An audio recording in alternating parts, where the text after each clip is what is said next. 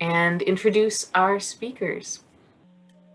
So Steve Darcy is the director, is that your title, of the Prince George's Soil Conservation District? Some days I'm the district manager and some days I'm the executive director. Thank you. Depends on the audience. And Kim Rush Lynch is their urban agriculture specialist. I don't have your titles up in front of me, so I'm probably getting this wrong. But they're going to be talking with us today about soil conservation districts and how they work in Prince George's County with urban growers in particular. So I am excited to hear more about their work. I know for a fact that they do awesome stuff. And please, I just want to say they've been incredibly helpful as I've gotten started here in Maryland the past 4 years. And Kim used to work in Extension, so I'm a little mad that Steve stole her away for the Soil Conservation District, but I also know she's an excellent person to work with, so I don't blame him that much. We like to call that recruiting. Thank you both. Please take it away. Dr. Jarbo told me the same thing. So anyway, we're just so happy to be here today and sharing our experience with the group. So next slide, Kim. We're going to talk to you briefly about what a soil conservation district is. Go ahead, next slide. Kim and I can talk all day long, so 30 minutes is, just like 1 minute to us. But it's important to know where we came from, to know where we are today. So just a little history of how soil conservation districts evolved. Of course, it all started in the 1930s after the Great Dust Bowl. The federal government established the Soil Conservation Service, which today we know as USDA's Natural Resource Conservation Service. And soil conservation districts were formed out of that national federal legislation. And so soil conservation districts were formed to assist farmers, of course, at that time, to install best management practices and stop the severe erosion that was occurring in those years. Soil conservation districts, the first one in the United States was North Carolina in 1940, and the first soil conservation district in Maryland was in Kent County. Prince George's County Soil Conservation District, we were formed over 80 years ago now, almost 80 years ago, April 7th, 1941. So over the decades, of course, our roles have changed and evolved as the land uses have changed. Next slide, please. So in Maryland specifically, with the advent of a lot of development going on in the throughout the state, the legislators recognized there was a lot of sediment, and it was deemed a major pollutant in the state of Maryland. And in 1970 or the early 70s, the sediment control law was passed, and districts assumed a new role, not only working with farmers, but also working with the development community. Our role in that is to review and approve all erosion sediment control plans. Then in the 1980s, as a result of the Listeria outbreak, there was great attention to TMDLs. Those are total maximum daily loads for sediment, nitrogen, and phosphorus. And that's all governed through the Chesapeake Bay program, looking at these TMDLs and how we manage sediment, nitrogen, and phosphorus from agricultural development, wastewater treatment, and septics. So there again, in the 1980s, soil conservation districts were identified as the lead technical agency to work with farmers and developers. So then if we fast forward to today, around 2015, with the growing urban ag industry, in our local county and Prince George's County, our local legislators named us as the go-to agency to assist urban producers, as they working to produce, as those producers are working to raise vegetables and other food products on the urban landscape, want to make sure that there are efforts to protect the soil and water resources. Next slide, please. So how do soil conservation districts work? Well, soil conservation districts are independent political subdivisions of state government. So we receive funding and staffing and operating funds from multiple sources, both our local government, our state and federal partners, also grants. And there are 24 soil conservation districts in Maryland, even though we only have 23 counties. Frederick County actually has 2 soil conservation districts, the Frederick and the Catoctin soil conservation districts. Each district is governed by a board of 5 supervisors, and they are responsible for developing and implementing locally led soil and water conservation programs within the boundaries of their respective district. Each district is their boundaries are generally the county boundaries. We do work over the boundary some with partnering districts if they need our assistance. Next. So in Prince George's County, we have 5 broad programs. Of course, our original program was working with farmers, so that's agricultural conservation. Then we picked up the urban development conservation, that is reviewing the erosion sediment control plans. We also are mandated to review all small dams for dam safety pursuant to Maryland regulation. We also are the only soil conservation district to do ag land preservation for local county authorities. And our newest program, of course, is urban agriculture conservation. And all of those programs kind of are wrapped up into education and outreach. And we'll talk about some more of that later in the presentation. So just a real quick overview of urban development and conservation. We provide landowners and consultants and developers with technical assistance on their erosion sediment control plans, as I said, also on review of small ponds for dam safety. We also provide a lot of training, consultation, one-on-one with engineering companies, developers, inspectors, and we provide technical training to other agencies. We are recognized, as many soil conservation districts, not just ours, we're recognized as experts in soil and water conservation practices and abatement of sediment and nutrient management. Next. Of course, our agricultural conservation program, that's our nuts and bolts. That's what we cut our teeth on 80 years ago, working with agricultural landowners and other groups to manage their farms, their ranches, even their forest land, their wetlands, pasture. We kind of do it all. We look at the farm as a total resource inventory, as a total package, not as an individual field. And we develop customized soil conservation water quality plans for agricultural landowners. And these plans identify the soil and water resources on your farm, your water resources, your soil types, and we will identify maybe some issues that the farmer or landowner does not recognize. We'll point those out, and we'll come up with recommendations so that that landowner can pursue their farming operation, maximize their farming operation, and at the same time protect the soil and water resources on their property. And we do that free of charge, and it's a voluntary program. Next slide.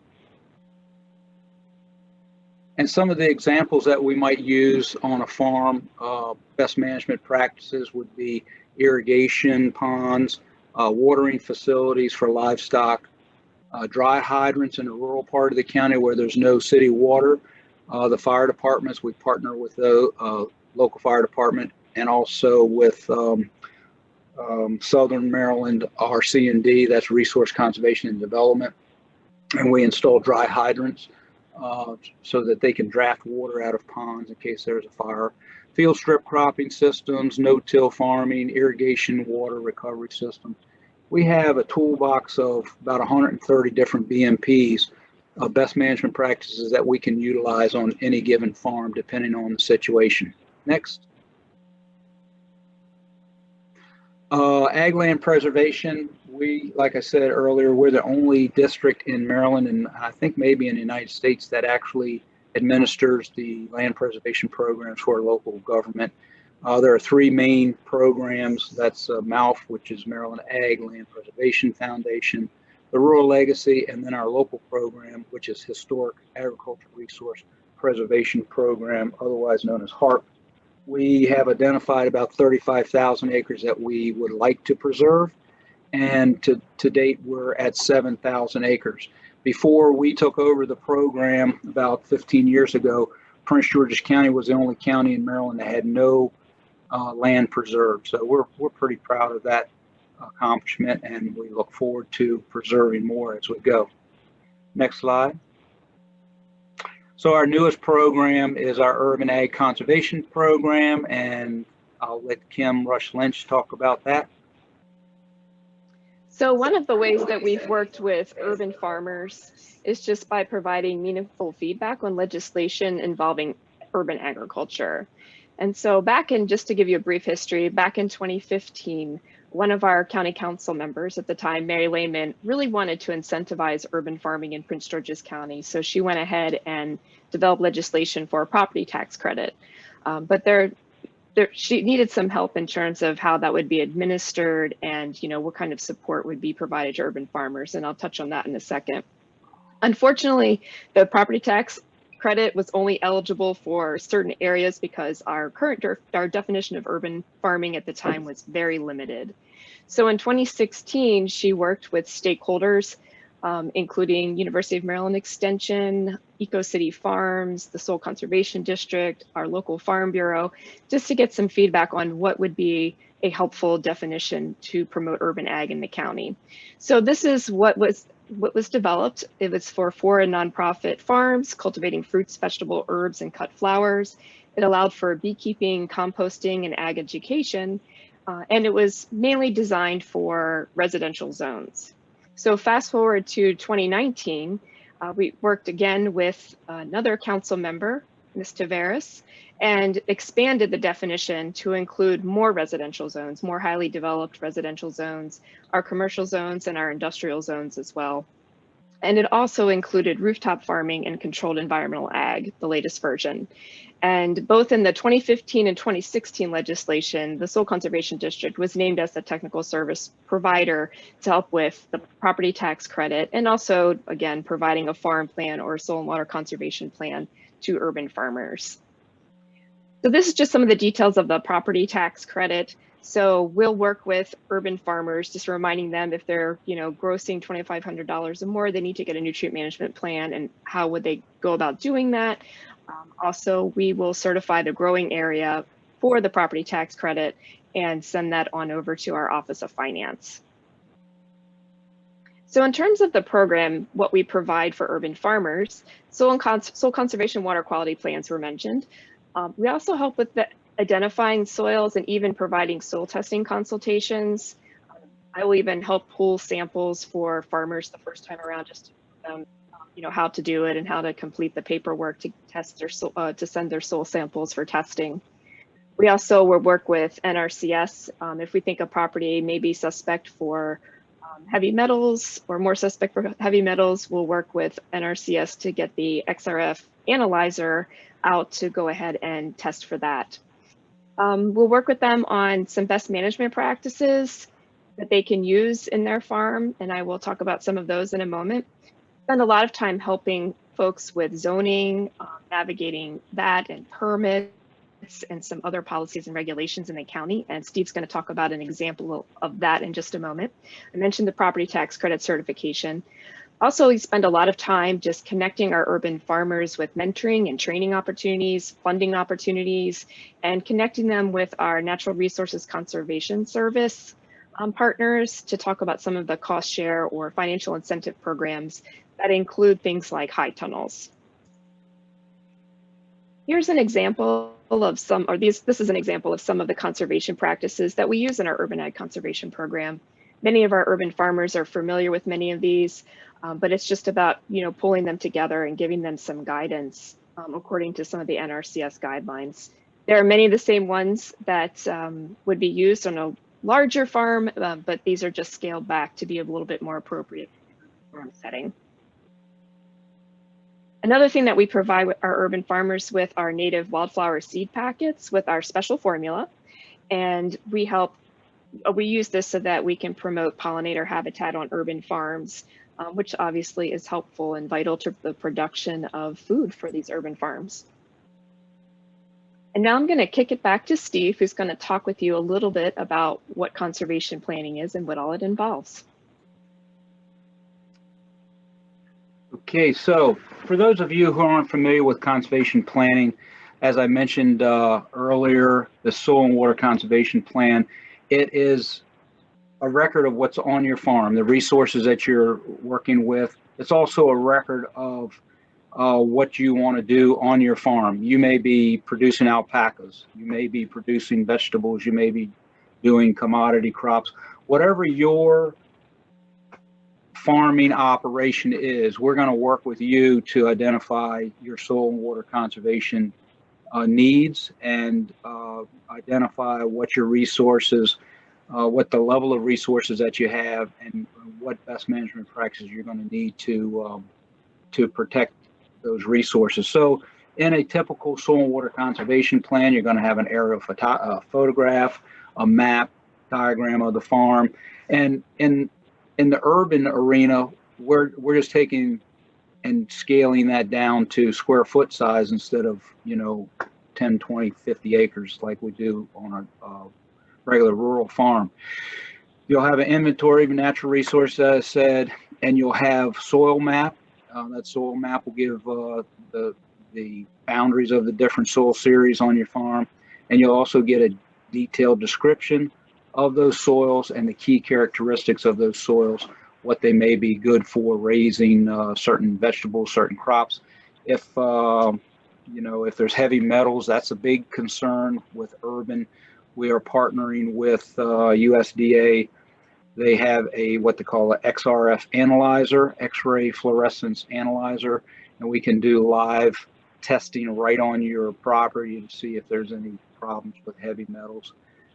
So in your conservation plan, based on what your needs are and what we recommend, we'll come up with a list of best management practices. Now, that's all voluntary, and it's free service. The only time it's not voluntary is if you're in the Chesapeake Bay critical area. If your land is in an ag land preservation program, you are required to have a soil and water conservation plan prepared by your local soil conservation district. And in some instances, if certain cost share programs. It's still free though. We do that service as no cost to the landowner. Next slide, please. So this is just a really brief description. You'll have a narrative that goes along with the map. We'll identify your growing area, and then we'll put in an approved statement that talks about what that best management practice is on that individual growing area or field. Next. So here's a real quick example of an urban ag conservation map.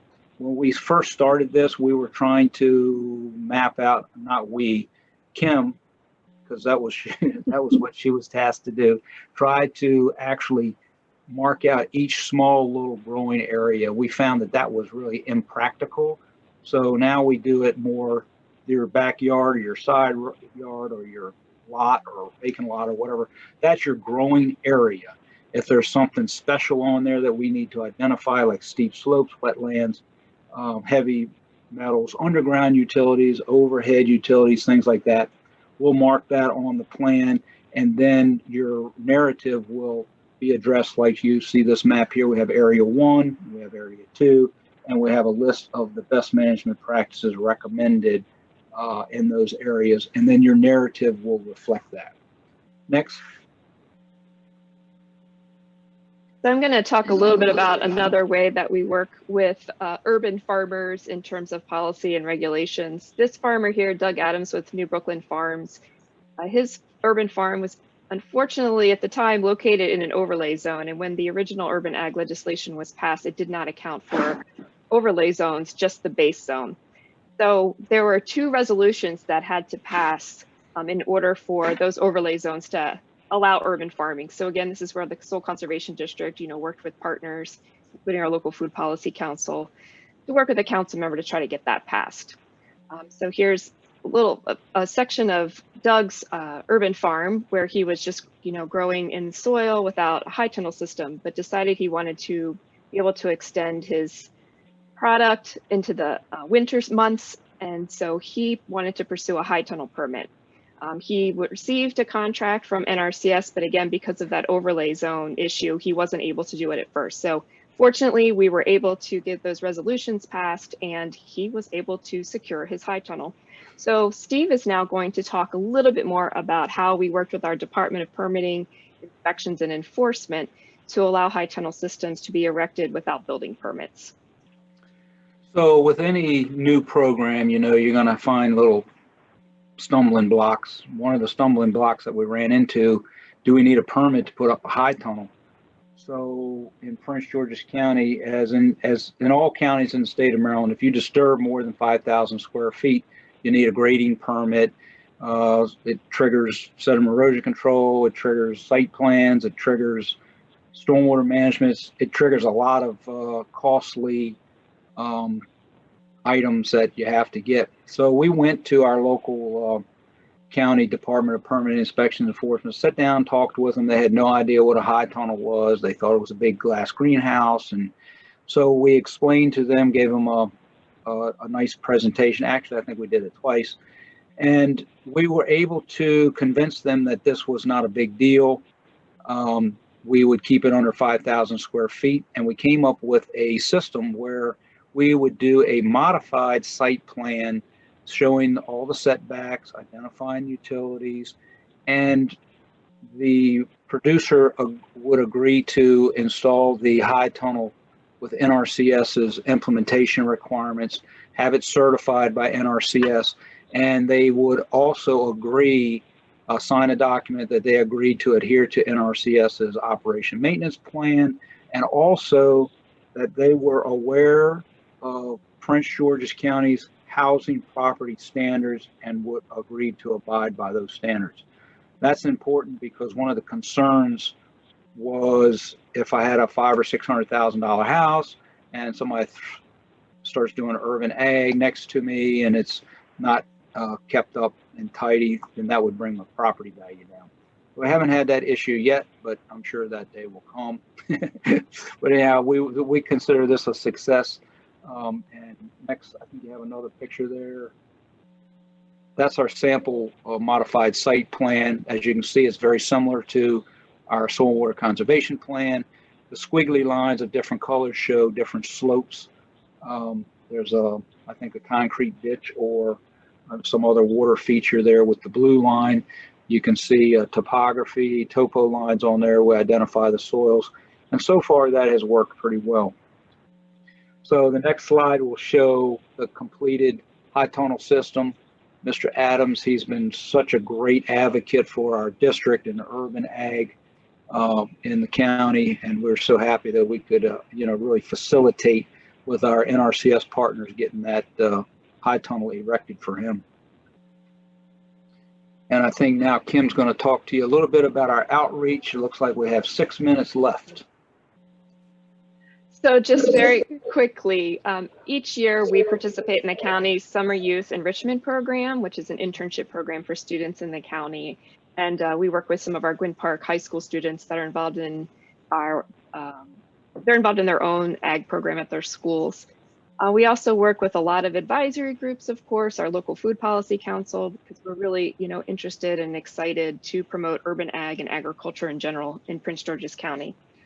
Some of the education initiatives that we have launched for urban farmers are quarterly workshops and also monthly networking sessions called open mic nights. And also I'm going to talk a little bit later about some of the resource pages that we've worked on with University of Maryland Extension. But before I do, Steve is going to tell you about one of conservation districts across the country, one of their signature programs, Envirothon. So I'm not sure if any of you are aware of the Envirothon, but it's been around for a long time.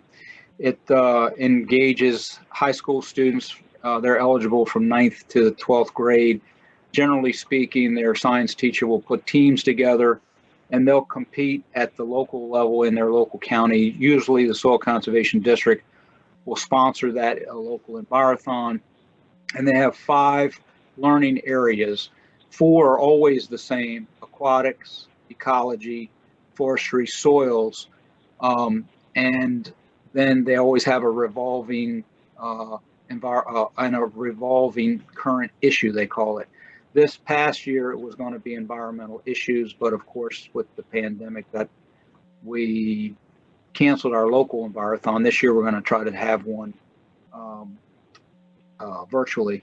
But some of the other outreach things that our Soil Conservation District are involved with: Maryland's Green School Initiative, the MAFE Ag in the Classroom, that's Maryland Agricultural Education Foundation. We provide scholarships to the winning teams in the local envirothons. So far since 2013, I think we've awarded $23,000 to those students for higher education. We provide financial support to the Maryland Ag Council, to the Prince George's County Forestry Board for their natural resource conservation camp.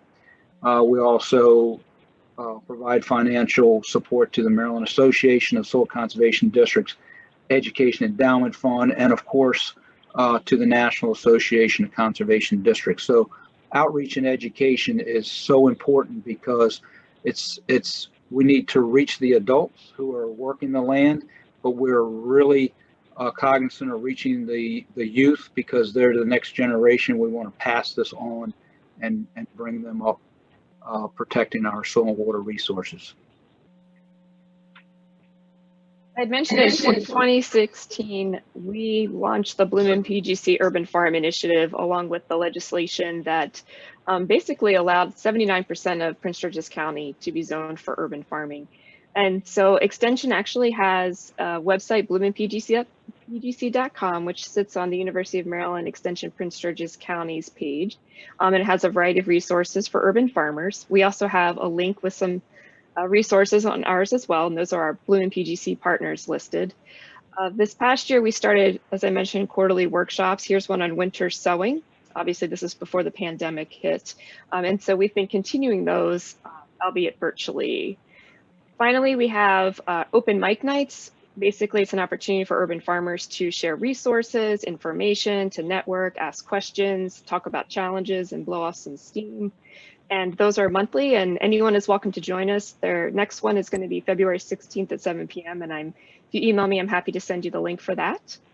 And I also just wanted to talk about some other ways that we support urban ag in the county. One is through our partnership with EcoCity Farms. We worked with them in Prince George's Community College on a soil health badge for the beginning farmer training program. We also are working with EcoCity Farms and Maryland National Capital Park and Planning on an incubator farm site at Watkins Regional Park. It's centrally located in the county. It's an 11-acre parcel. I don't know if you guys are aware, but Park and Planning leases about 1,200 tillable acres to farmers, and they're looking to work with more small-scale farms. And so the incubator farm is one way that they are doing that. So I just wanted to quickly, because I know we're out of time, just flash a quick picture of the initial conservation plan for the incubator farm. There's going to be half-acre plots, there's pollinator habitat, a section for a compost facility. In the lower left corner, you'll see 4 squares, which are going to be future high tunnels. There's going to be an area for buildings eventually to be built out. And the long sort of narrow strip that's going down from the street from the right side of your screen to your left is actually a grass waterway that was designed in a diversion because there's a lot of water that comes down off of that particular field. And it actually ends up in that community garden. That's what the rectangular piece off to the left is. And so we're trying to help with some drainage issues with the community garden while implementing the urban farm incubator. We could talk more about that, but at this point, we're just going to stop and probably turn it over for some questions. And we really appreciate everyone hanging with us today. And we have our email address there. I'll also drop our individual email addresses in the chat box as soon as I log out of this. Thank you so much, Steve and Kim. I know this is something we are talking a lot about in Baltimore, so I'd like to use my organizer privilege to take the time we have budgeted for networking after this session to dive into this topic a little bit more deeply, if that's okay with people. If Steve and Kim, if you can stick around for another 10 minutes or so. Sure. Thank you. And I do, Dave mentioned in the chat, I do want to give a shout out to two UMD extension folks who are relevant to this topic as well. Charlie Sasser is our new Prince George's extension agent. And he's in the role that Kim used to be in for us in Prince George's County. And Kayla Griffith, who I also saw on the line, she writes nutrient management plans, and she's written several for farmers in Baltimore City. So I just wanted to thank her for her hard work on that. Hey, I see Kayla waving, thank you. And I realized I introduced people, but I haven't introduced myself at any point because I was a little flustered at the beginning of the day. My name is Neith Little. I work for University of Maryland Extension, primarily in Baltimore City as an extension educator, extension agent for urban farmers.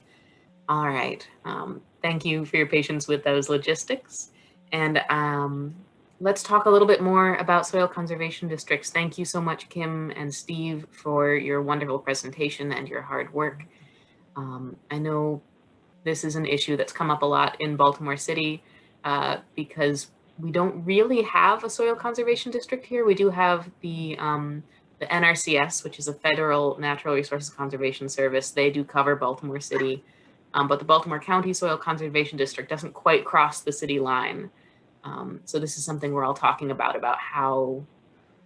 what to do about that. And I saw Maria had a question in the chat. Did you want to unmute and ask a question yourself, Maria? Or should I just read that out? Oh, it looks like you already answered it about the statewide requirement that you have to, if you sell more than $2,500 worth of ag products annually, that state law requires you to follow a nutrient management plan written by a certified planner.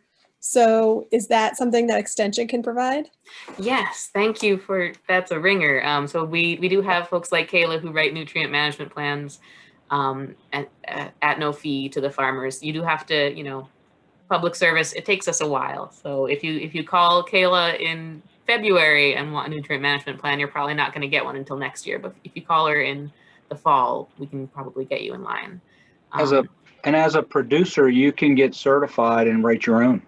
Exactly, yes. Get the credit, get the training through MDA, I think. And we have a lot of farmers that just write their own plans. So you can absolutely do that. And Dave says that. And I'm sorry, Nia, that's one of the questions when we first got into urban ag was the state nutrient management law. Was that going to be applied to urban as well as rural? And they said, yes, absolutely. So, okay.